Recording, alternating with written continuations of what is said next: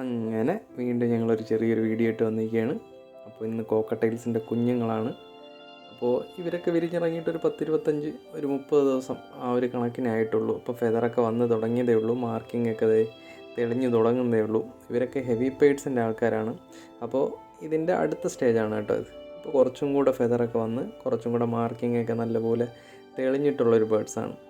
ഇവരിൽ ശരിക്കും പറഞ്ഞു കഴിഞ്ഞാൽ 4 കുഞ്ഞുങ്ങളെ നോക്കിത്തരുന്ന ഒരു പാരൻസിനെ കിട്ടണമെന്ന് പറഞ്ഞാൽ നമുക്ക് തപസ്സിരിക്കണം.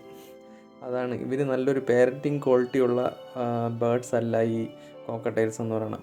നമ്മൾ തന്നെ ഒരു 50% നമ്മുടെയും കൂടെ ഒരു സപ്പോർട്ട് ഉണ്ടെങ്കിൽ മാത്രമേ നമുക്ക് ഇവരുടെ ഈ കുഞ്ഞുങ്ങളെ നമുക്ക് ഒരു സക്സസ്ഫുള്ളായിട്ട് ഒരു ബ്രീഡിങ് നടത്താൻ പറ്റുള്ളൂ.